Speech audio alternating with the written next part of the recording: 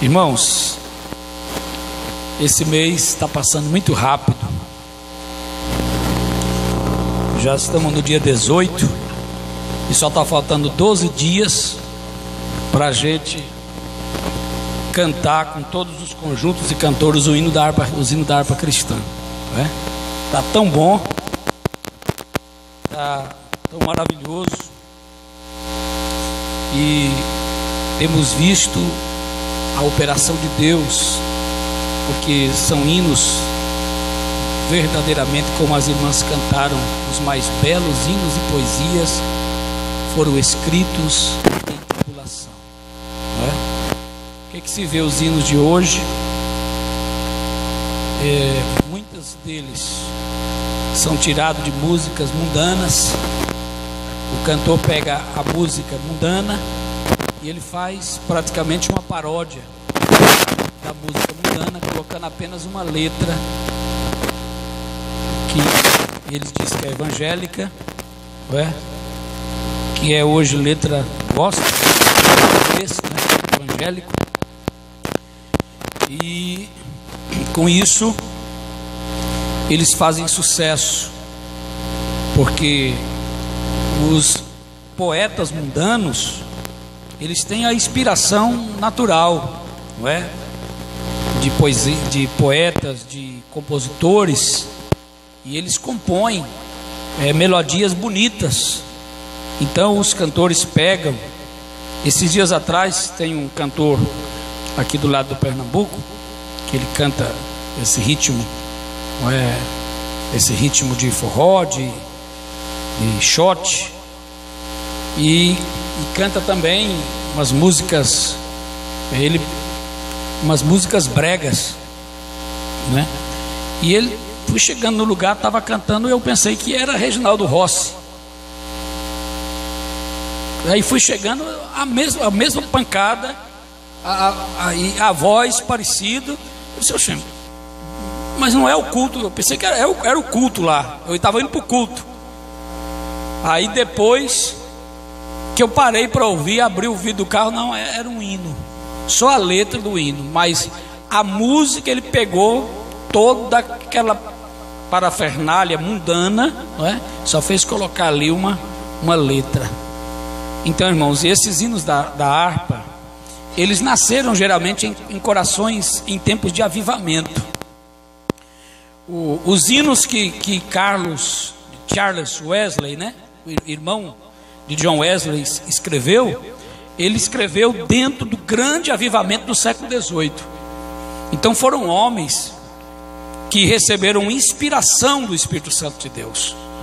E esses homens que escreveram os hinos que hoje estão na harpa cristã, como o Frida Wingre, que tem hinos na nossa harpa, Joel Carson, os missionários, Simão Lundrig e outros compositores, o próprio pastor Paulo Levas Macalão, que era um grande também compositor, violinista, homens que tinham um compromisso com Deus. Então, quando nós cantamos esses hinos, nós estamos de fato cantando adoração ao nosso Deus. Então eu estou muito feliz por estarmos fazendo isso.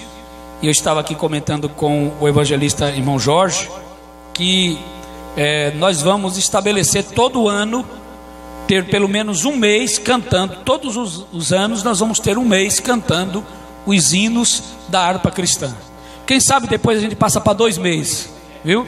E devagarinho a gente vai. Eu achei lindo demais essas duas garotinhas aqui, cantando com a harpa. Todos os hinos que cantavam, elas abriam a harpa e cantavam também. Que coisa maravilhosa. Elas não esquecem nunca mais isso, irmãos, viu? Aquilo que aprende quando é criança. Isso é maravilhoso. Isso é muito bom. E nós temos visto, os irmãos mandam até os grupos de gesto, fazendo gesto com os hinos da harpa cristã, Os hinos da harpa cristã, muito bom mesmo, maravilhoso, glória a Deus. Então, meus irmãos, nós estamos aí nesse mês, nós sabemos que esse mês também ele é um mês muito complicado, em Campina Grande, por esta festa mundana, que Campina absorveu, e as autoridades trabalham muito para que isso aconteça, as autoridades municipais, né? Trabalham muito para que aconteça, porque eles pensam só no material, não é? Eles estão pensando apenas no quê? Para que possa os hotéis se encher e dar mais emprego, mais essas coisas, não é? Para o povo, mais dinheiro na cidade. Então eles pensam só no material. E nós temos orado, a igreja tem orado, para que o Senhor tenha misericórdia até desse povo que está lá dentro, não é? Porque é um mês também que infelizmente muitos crentes fracos na fé, eles vão para lá. Nós tivemos ontem disciplina de irmãos que já foram disciplinados porque foram para o São João. Quer dizer, pessoas que não estão firmadas em Cristo. Porque, irmãos, quem está firmado em Cristo, essa festa nem existe. Eu mesmo digo a verdade para os irmãos, desse tempo eu corto volta. Se eu vou sair para João Pessoa, para aquele lado, eu vou lá pelo bairro da Liberdade, corto por lá, né? Se eu estou voltando, volto lá, já venho direto pela avenida aqui central, né? Pelo canal ali, não passo nem por perto, viu? Ah, mas tá, eu não quero nem saber, viu? Eu não quero nem saber. O meu negócio é com Jesus, é com a sua palavra, é com a minha família, é com a igreja. Eu não quero saber desse negócio, saber se quem está cantando, quem que veio hoje, quero saber quem veio. Meu negócio é com Jesus. O crente fiel, o negócio dele é com Jesus. Infelizmente, a gente vê muitas vezes, né, nos jornais, nos jornais que passam da cidade, que você vê pessoas lá dentro que até diz que é crente, não é? E está lá dentro, mas está dizendo que é crente, porque hoje existe um bocado de crente realmente misturado com o mundo. Mas aqui está uma família, irmãos, uma família chamada a família de Deus, não é? O apóstolo Paulo disse que a família de Deus que toma o nome do Senhor, esta família, ela não se mistura com este mundo. Ela é sal da terra e ela é luz do mundo. Glória ao Senhor Jesus. A igreja está orando. A igreja está orando esse mês, né? Nós estamos orando. E o dia de 23 para 24, nós vamos ter a nossa vigília. O pastor Valdomiro estava me dizendo que vai ter vigília lá nos Cuités, não é isso? Mas nós vamos ter também no Templo Central. Eu acho que para vocês fica mais perto do Templo Central do que Cuités, não é? Então nós vamos ter no Templo Central também. E a partir das 21 horas do dia 23, e o nosso pensamento, nosso desejo é ir com a vigília até 5 horas da manhã. E depois nós vamos continuar nas 24 horas, fazendo uma escala de famílias para a oração das 24 horas, até concluir no culto à noite, às 21 horas, concluir no culto à noite lá no Templo Central.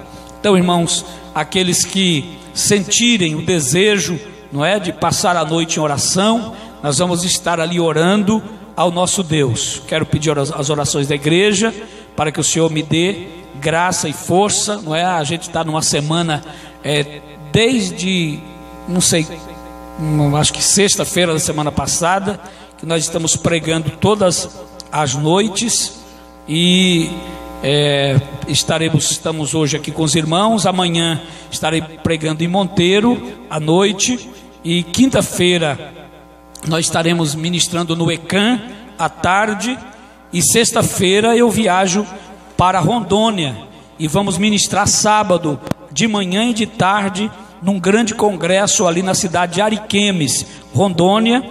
E quando terminar, eles vão me deixar em Porto Velho, do aeroporto. Vou sair de 3 horas da madrugada de Porto Velho, domingo, e chego em João Pessoa perto de meio-dia, e venho para casa, e à noite quero estar na vigília, em nome de Jesus, para orarmos, buscando a presença de Deus. O crente sem oração, ele não é nada, irmãos, não é nada.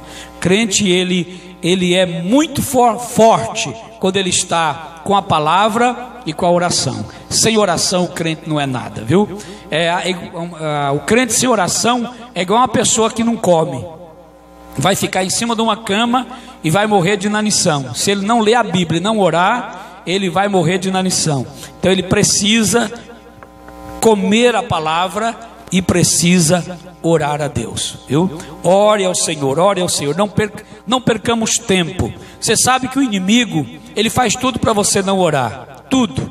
O que o diabo puder fazer para você não orar, ele vai fazer. Ele vai te distrair, telefone vai tocar, gente vai bater na porta, ele vai te dar cansaço, vai ficar abrindo a boca, vai dizer que é difícil, vai doer o joelho, ele vai fazer tudo para você não orar, porque ele sabe, se você não orar, você é um crente despreparado. Aí ele pode te vencer. Ele pode te vencer com coisinhas pequenas dessa vida, coisas tolas dessa vida, ele vai te vencer. Mas se você orar, você vai estar fortalecido no Senhor. Como disse Paulo, fortalecei-vos no Senhor e na força do seu poder. Queridos e amados irmãos, o texto que eu quero compartilhar convosco nesta noite está em Mateus capítulo 15, onde lemos a partir do versículo 21, mas eu quero contextualizar e quero localizar com os irmãos aqui, né, a gente poder entrar um pouquinho nesse texto.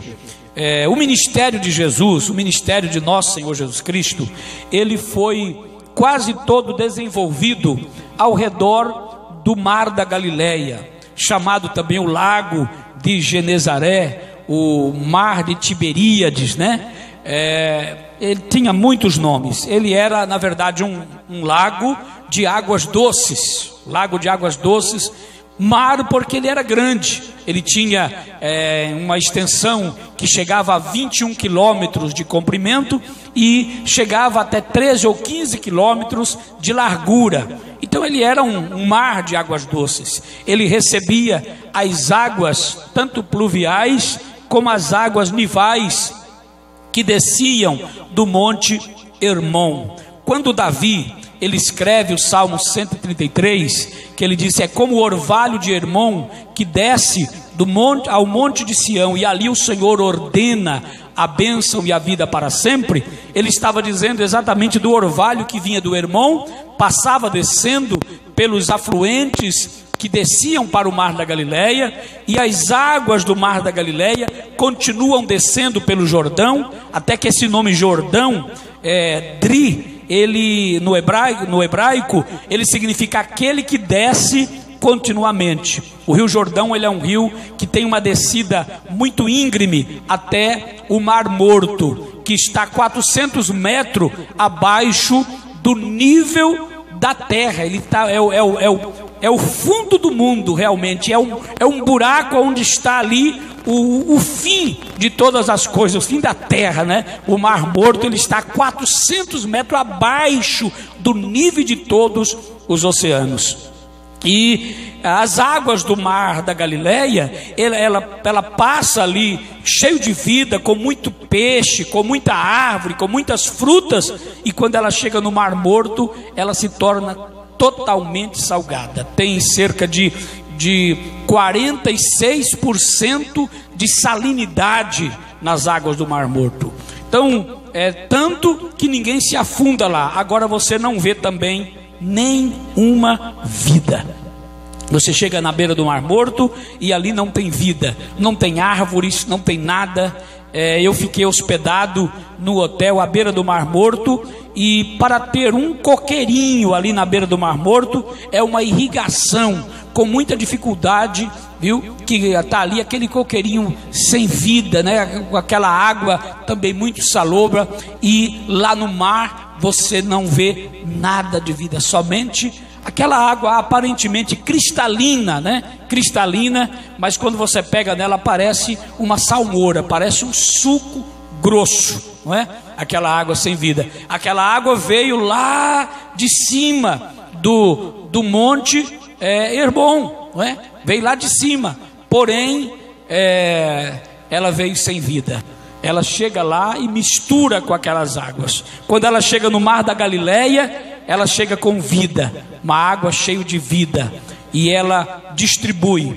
Hoje Israel, ele fica com 65% das águas do mar da Galileia ou do Jordão, e a Jordânia fica com 30% das águas do Jordão, e 5% apenas das águas descem para o Mar Morto. Por isso que o Mar Morto está se acabando. O Mar Morto, ele está pouco a pouco ele está voltando para dentro da sua caixa, não é? E ele está se acabando. Só que tem um fenômeno que está acontecendo lá nele, que aonde está acontecendo aqueles desbarrancamentos, onde cria grandes crateras, dali surge uma água, e aquela água ela é saudável, ela é uma água doce, uma água boa para se beber, cumprindo assim as profecias do profeta Ezequiel.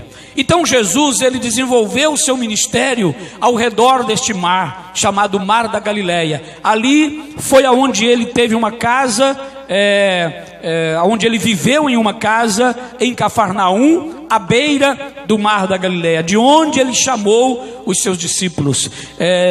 Tinha algumas cidades que Jesus sempre visitava, como Genezaré, Betsaida. Ele sempre estava nessas cidades, de um lado ou do outro do Mar da Galileia. Alguns acontecimentos fizeram com que Jesus ele saísse dessas cercanias aqui do Mar da Galileia e fosse para Tiro e Sidom. E é importante que analisemos isto também.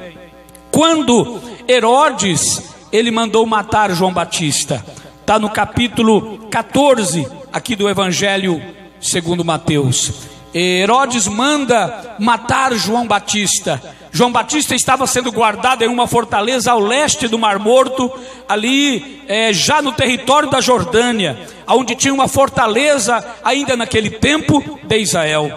João Batista estava sendo guardado lá, por quê? Porque ele acusou, ou ele apontou, acusou não, ele apontou o pecado de Herodes, porque ele estava vivendo em concubinato com a sua cunhada. E ele aponta o pecado, e como ele apontou o pecado, ele foi colocado em uma prisão, em uma cadeia.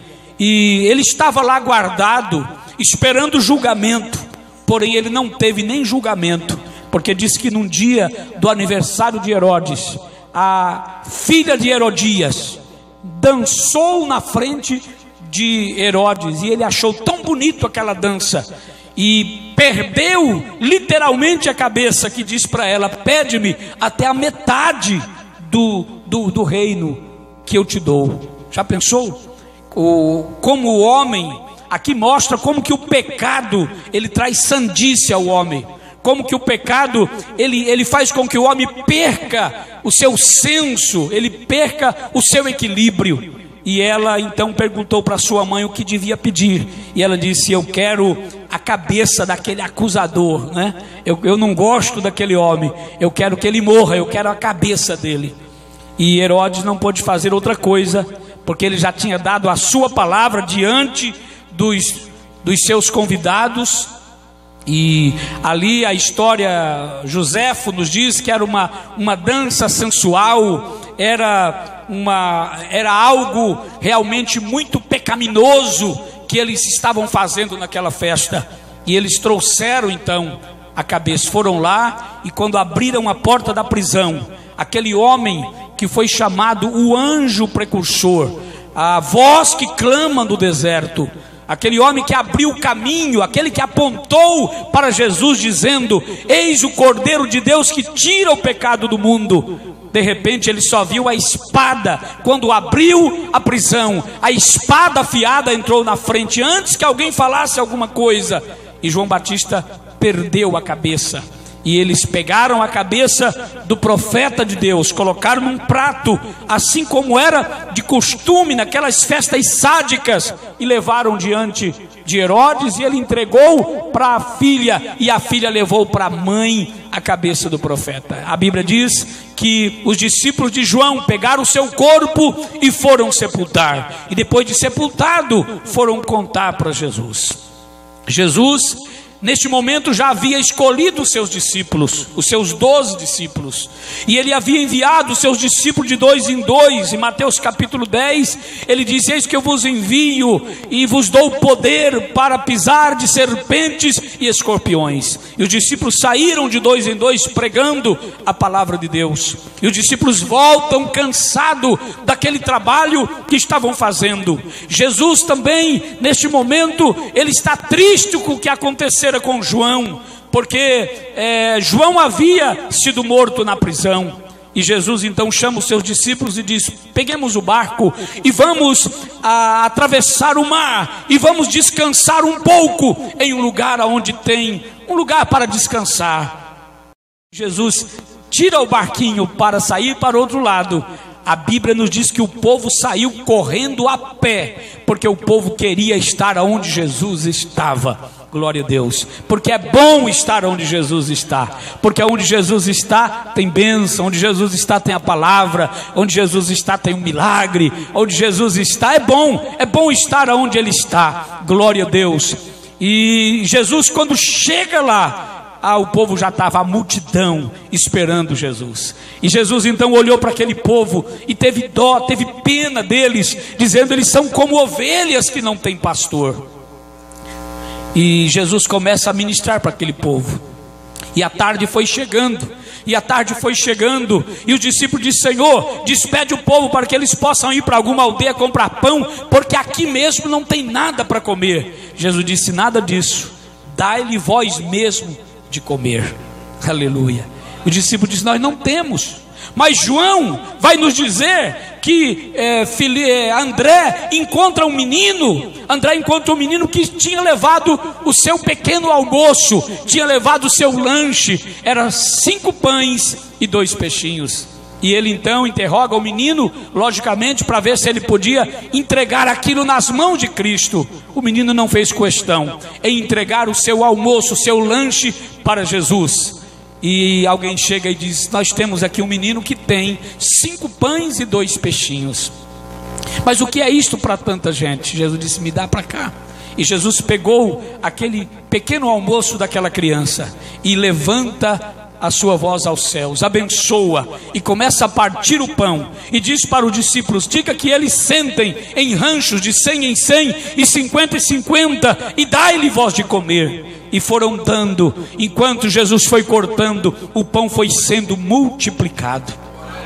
Aleluia, glória a Deus. O milagre foi acontecendo, porque Jesus faz milagre. Jesus não só fez milagre, mas Jesus ainda faz milagre na vida daquele que crê. Na verdade, Jesus está fazendo milagre na nossa vida todos os dias, todo momento. Nós estamos aqui porque somos o milagre de Deus. Os nossos filhos são milagres de Deus. A nossa família é um milagre de Deus. Glória ao Senhor. Enquanto Jesus orava, o pão foi multiplicando, todo mundo comeu. A Bíblia diz que cerca de 5.000 homens, fora mulheres e crianças, diz a Bíblia, que pode chegar aí até 12, 15 mil pessoas que comeram daqueles pães e peixes que Jesus multiplicou. E a Bíblia diz ainda que sobraram 12 cestos.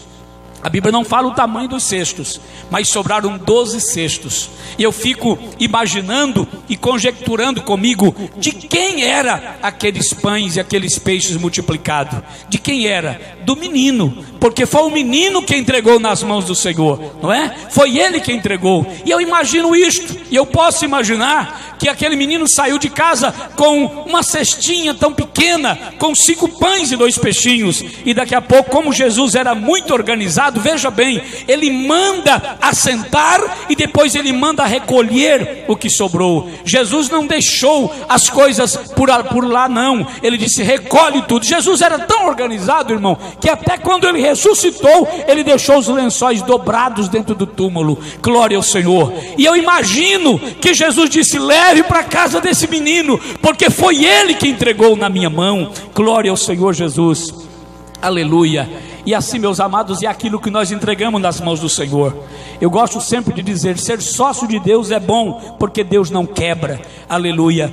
Tudo que nós colocamos nas mãos do Senhor multiplica. Aleluia. Coloca a tua pequena fé e Ele vai multiplicar. Coloca a tua pequena força e Ele vai multiplicar. A Bíblia diz: Ele dá força ao cansado e multiplica as forças daquele que não tem nenhum vigor. Ele multiplica.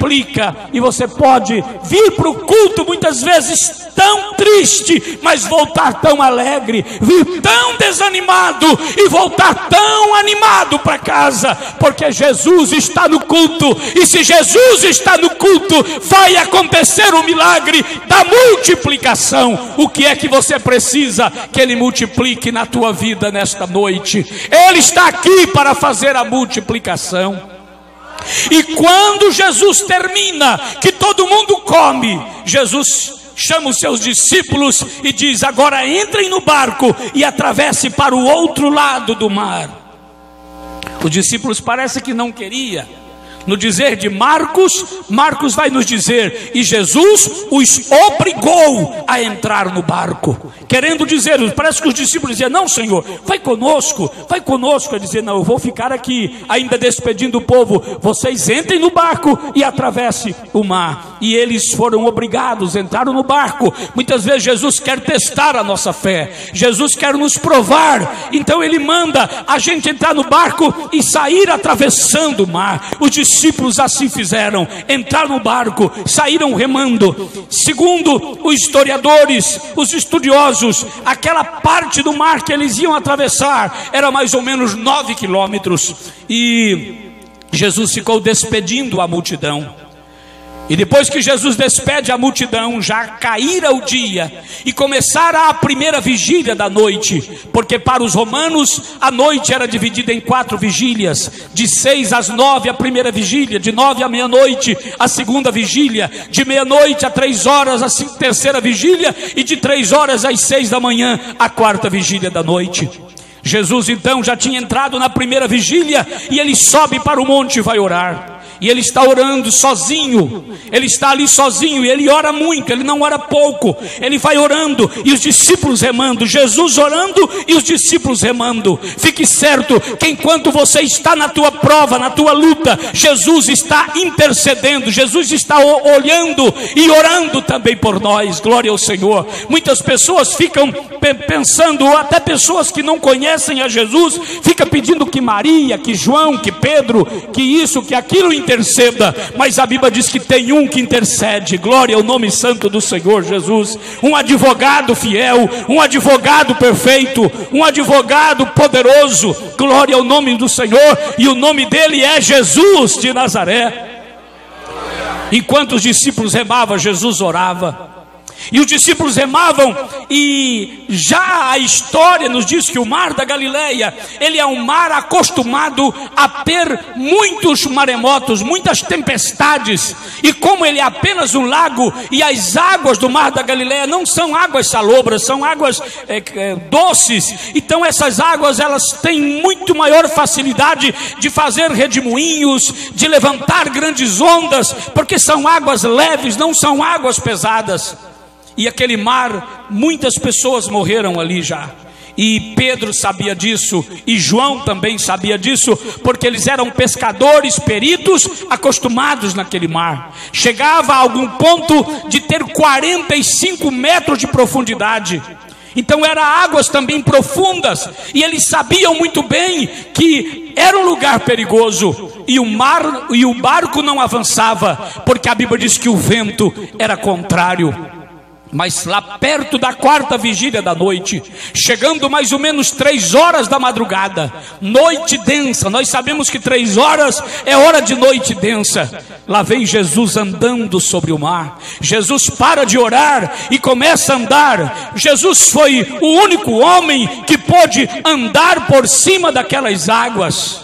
O homem, Deus, o Deus homem, ele vai andando. E Marcos nos fala uma peculiaridade, que a Bíblia diz que os discípulos, quando viram Jesus ele queria passar na frente do barco. Jesus, ele foi passando como dizendo: eu estou no comando, olha eu aqui. Mas os discípulos pensaram que era um fantasma. Eles se assustaram com aquela situação. Muitas vezes a situação está tão difícil que nós nos assustamos com ela, que nós nos preocupamos tanto e começamos a gritar. Os discípulos gritaram grandes gritos e grandes clamores com medo, até que uma voz do meio da tempestade surge dizendo: não temas, sou eu. Glória ao Senhor Jesus. Eles reconheceram aquela voz, e Pedro Pedro, que muitas pessoas, muitas vezes apenas vê a incredulidade de Pedro, a pouca fé de Pedro, mas o único homem nascido pela vontade da carne, pela vontade do varão, que foi Pedro, nascido naturalmente pela vontade de um homem e de uma mulher, o único homem que a Bíblia diz que ele andou sobre as águas foi Pedro. Jesus era Deus e era homem, nascido de Maria, mas nascido por obra e graça do Espírito Santo. Pedro não, Pedro era um homem normal, um homem com todas as características adâmicas, mas Pedro, ele teve a coragem de dizer: Senhor, se és tu, manda-me ir ter contigo. Aleluia. O mar está perigoso, não faça isso, fica aí que eu estou já chegando. Mas Jesus, ele disse: vem, Pedro. E Pedro desce do barco. Ora, irmãos, que tremenda estava a fé de Pedro naquele momento. Eles estavam com medo dentro do barco.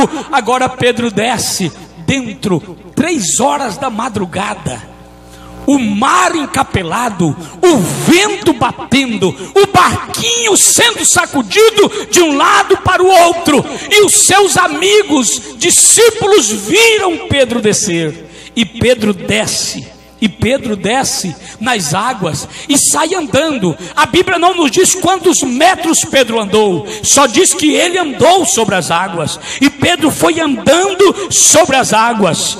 Mas de repente ele começa a ver, era muita coisa, era Pedro, aquele Pedro cheio de falhas, aquele Pedro cheio de tantos nós pelas costas, estava andando ali. Quem sabe até o próprio Pedro disse: quem sou eu para andar aqui? E Pedro agora olhando para as ondas, ele vai afundando, mas Jesus estava lá pertinho de Pedro.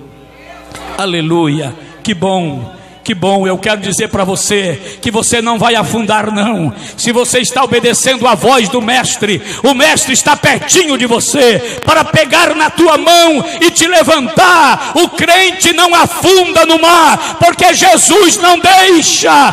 Ele está, a tua família não vai afundar, o teu filho não vai afundar, glória a Deus, o teu esposo não vai afundar, porque Jesus está pegando na tua mão e dizendo: Pedro, grita: Senhor, socorre-me. Aleluia. Jesus é o socorro pronto do crente. Ele pega na mão de Pedro, levanta, oh glória, e leva Pedro para o barco. E quando chega no barco, ele acalma a tempestade. E eles ficam olhando um para o outro, dizendo: verdadeiramente ele é o Filho de Deus. O que eu acho mais interessante de Marcos, a diferença de Mateus, porque Mateus conta a fraqueza de Pedro, mas Marcos não conta. Marcos conta a mesma história, mas ele oculta a fraqueza de Pedro. Tem crente que gosta de contar a fraqueza do outro, mas tem os outros que preferem contar as qualidades. Aleluia. Marcos conta apenas a qualidade de Pedro e não conta a fraqueza dele. Aleluia. Devemos aprender com Marcos. Então, quando eles voltam para o barco, isso é lindo, eles voltam para o barco e eles reconhecem mais uma vez a divindade de Jesus Cristo. Irmãos, aleluia. Cada dia, cada momento, nós precisamos reconhecer que Jesus realmente é o nosso Salvador. Ele é o Filho de Deus, aquilo que Pedro reconheceu: tu és o Cristo, o Filho do Deus vivo. Qual seria a razão de estarmos aqui nesta noite, se não fosse por causa de Jesus Cristo, o Filho do Deus vivo, o nosso Salvador, que morreu na cruz do Calvário? Aleluia. Foi sepultado, passou os 3 dias da sepultura, mas ao 3º dia ele ressuscitou para sempre, glória a Deus. Ele é o Deus Todo-Poderoso, e a Bíblia diz: e o adoraram-no, dizendo: glória a Jesus. Aleluia. Jesus chega, aleluia, glória ao Senhor. Do outro lado, e tem uma grande disputa com os fariseus. Eu não vou comentar essa disputa com os fariseus neste momento, mas aquela disputa foi um tanto quanto acirrada. Jesus tinha tentado descansar, não pôde, porque teve que dar de comer para o povo e alimentar o povo. Em vez de descansar, Jesus foi para o monte orar, depois volta, atravessa o mar. Os discípulos também não descansaram, porque trabalharam a noite toda remando. Agora Jesus disse: sabe de uma coisa, eu vou para as partes de Tiro e de Sidom, porque para aquelas partes de lá, o povo não me conhece muito. Vai ser mais fácil preparar uma casa. A Bíblia nos diz que Jesus entra, Marcos nos diz que Jesus entra numa casa de um homem. Jesus entra em uma casa pensando em não ser descoberto, pensando que ninguém soubesse que ele estava ali. Em Marcos capítulo 7, versículo 24, e levantando-se dali, foi para o território de Tiro e Sidom, e entrando numa casa, queria que ninguém o soubesse. Ele estava a fim de descansar, não é?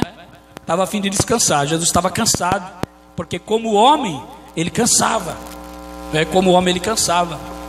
Você vai encontrar Jesus até dormindo na polpa do barco, de tão cansado. Jesus dormindo, enquanto o mar estava revoltado, Jesus dormia na polpa do barco, cansado. Jesus então entra numa casa. Mas interessante, Marcos nos diz que Jesus entrou e a mulher encontrou com Jesus na casa. Mateus nos diz que a mulher vinha gritando atrás de Jesus. E agora? Como é que resolve aí, professor Jorge, não é? Como é que resolve essa questão? Mateus diz que ele vinha gritando atrás, a mulher vem gritando, e Marcos diz que Jesus estava na casa. É muito fácil, muito simples. Jesus vinha caminhando, a mulher vinha gritando, até chegar na casa, não é? Porque nós vamos encontrar que, primeiro, a Bíblia diz, e foi para o território de Tiro e Sidom. Tiro e Sidom está ao norte do Mar da Galileia, já subindo na região que hoje está o Líbano, região dos cananeus. Essa mulher era cananeia, era da terra de Canaã, lá de cima dos cananeus. E esta mulher, ela reconhece algo tremendo em Jesus. A Bíblia nos diz que esta mulher cananeia, que saíra daquela região, daquelas cercanias, ela não era judia, ela não era do povo de Israel. A Bíblia diz que ela clamou ao Senhor, dizendo: filho de Davi.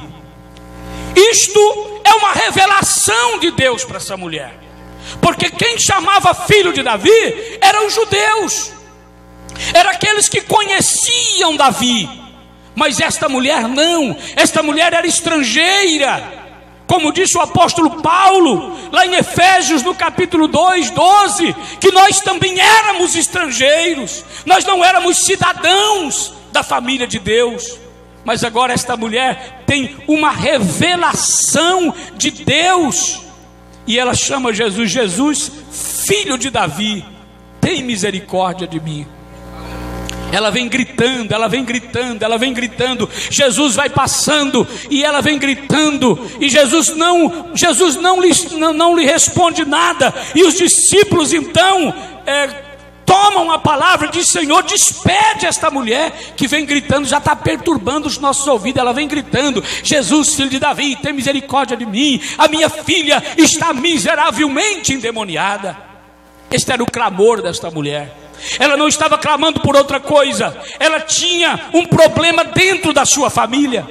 E aqui que eu quero praticamente fechar esta prédica, mas trazendo para os irmãos que hoje nós estamos vivendo dias de famílias problemáticas, com problemas com filhos, problemas com pai.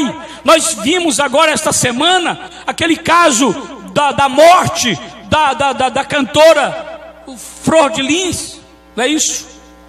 O marido dela, pastor, ela deputada, cantora, conhecida.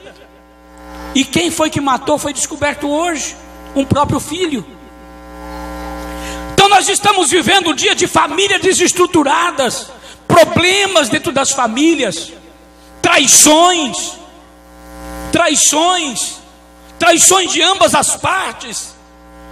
Nós estamos vendo que este clamor da mulher cananeia hoje é um clamor que procede, como aquele homem do capítulo 17 do Evangelho de Mateus também, onde um homem traz um filho lunático para Jesus, para os discípulos de Jesus, e os discípulos não conseguem expulsar o demônio. E quando Jesus chega do Monte da Transfiguração com Pedro, Tiago e João, ele diz: aqui trouxemos para os seus discípulos, os 9 que haviam ficado, e disse: eles não conseguiram expulsar. E Jesus pergunta, o evangelista Marcos também nos dá esse detalhe, pergunta: desde quando acontece isso com ele? O que ele falou? Desde criança. Está lá, desde criança. Desde criança aquele menino era perturbado dentro da casa. Quantos filhos perturbados nós já vimos, meus amados irmãos? Que o inimigo muitas vezes, ele não tem força de trabalhar na vida dos adultos, ele vai trabalhar na vida dos filhos. E muitas vezes nós mesmos somos os culpados, porque muitas vezes a mãe ou o pai, por não poder fazer determinada coisa, mas deixa os filhos fazerem coisas que não agradam a Deus, e os filhos passam então a serem participantes de coisas mundanas, de programas mundanos, de coisas mundanas. Infelizmente nós vivemos dentro dessa cultura. Eu estava vendo hoje à tardezinha, antes de sair para cá, estava vendo lá no jornal, onde o professor de um colégio, de uma faculdade, não me lembro, ou de um cursinho, leva os alunos para um local lá do São João, e vai cantar as músicas de Luiz Gonzaga, para que estes alunos, eles venham fazer o seu trabalho. E eu estava falando com a minha esposa, como agora um aluno evangélico